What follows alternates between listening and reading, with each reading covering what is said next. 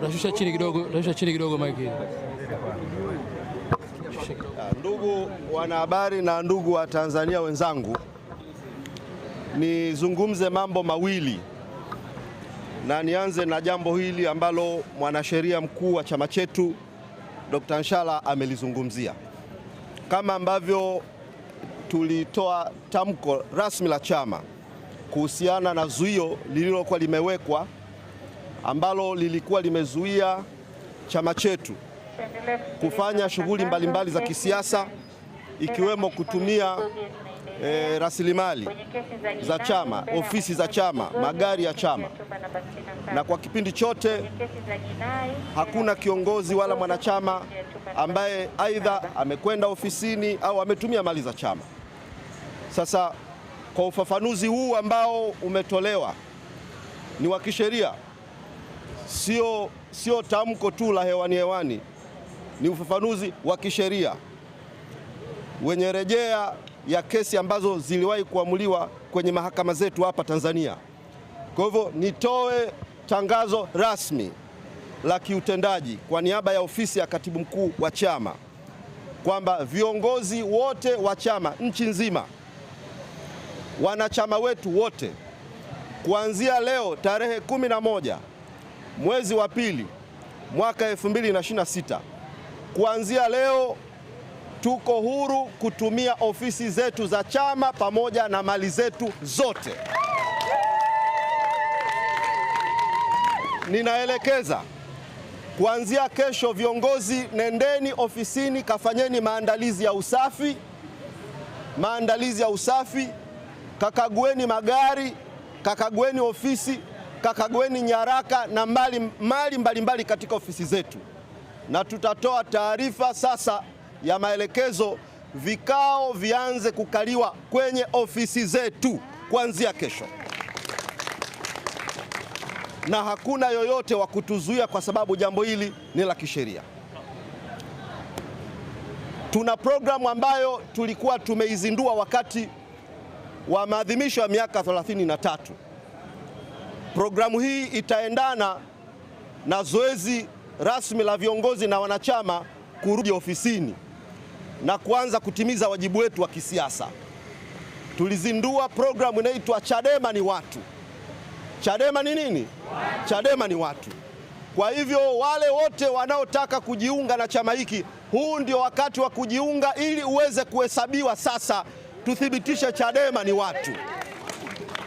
Kwa hivyo tutatoa fursa na matangazo mbalimbali wa Tanzania ambao wamekuwa wakifuatilia siasa za nchi hii, wakifuatilia kesi zetu mbalimbali, ambao wanapenda mageuzi na mabadiliko. Basi sasa tutakuwa na programu hii inaitwa Chadema ni Watu, tukathibitishe Tanzania na dunia ijue kwamba nchi hii kiko chama kinaitwa Chama cha Demokrasia na Maendeleo, Chadema, na chama hiki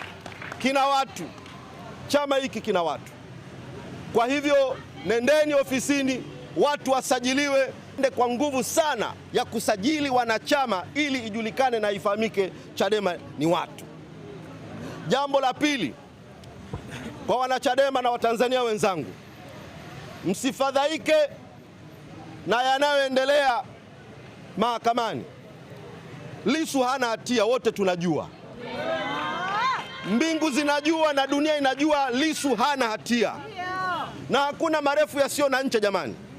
Haki yake tutaipata. Na leo amesema kwa ujasiri kabisa, niko jela kama mabusu, lakini hana hatia. Hizi danadana tunazoziona ni danadana za kututaka watu wakate tamaa, wachoke, wapige magoti, waisujudu sanamu. Kamwe mwenyekiti wetu hawezi kuisujudu sanamu. Na hata sisi viongozi, wasaidizi wake na wanachama, hatutakubali kuisujudu sanamu.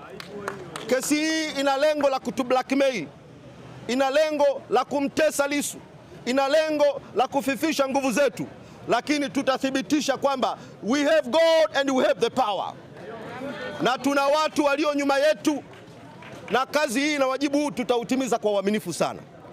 Kwa hivyo wako Wagalatia vikaragosi wachache ambao wamekuwa wanatoa maneno ya kufedhesha, kama vile kuna watu wanafaidika, aidha viongozi au baadhi ya watu wanafaidika na Mheshimiwa Lissu kuwepo ndani, kuwepo magereza. Hii ni kauli ya kipumbavu kabisa. Hii ni kauli isiyo ya kiungwana. Kama kweli wanadhani kuna mtu anafaidika, aidha viongozi wanafaidika na Lissu kuwepo ndani, au kuna wanachama wanafaidika na Lissu kuwepo ndani, au labda familia yake inafaidika na Lissu kuwepo ndani, basi hao wenye uchungu na hawa wanaofaidika wamwachilie Lissu basi, ili hawa watu wapate hasara. Aachiliwe basi ili familia yake isifaidike. Aachiliwe basi ili wanachama wasifaidike. Aachiliwe basi ili hao viongozi inaosemekana wanafaidika wasifaidike. Aachiliwe basi. Lakini sisi tunasimama kwa ujasiri, tunasema Lissu sio mhaini, Lissu hana hatia. Na huu ndio uwe wimbo wetu kuanzia sasa.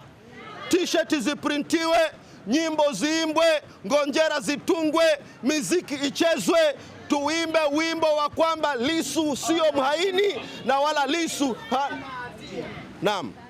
Hivyo ninawasihi nimalizie kwa kusema kwamba tuwe na ujasiri na haya ambayo yako mbele yetu. Vita hii tutaipigana kwa fonti zote.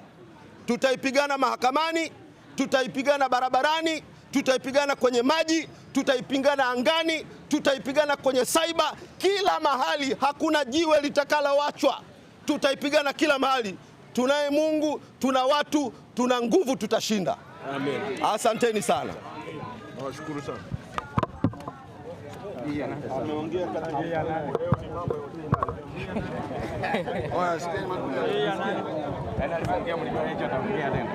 Shida hawezi kuongea nani kurukushani nani bro, yani unaanza kunilaumu. Hii mic nani?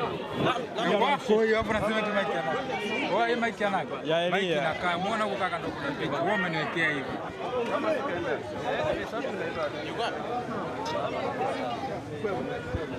Oe Mohamed.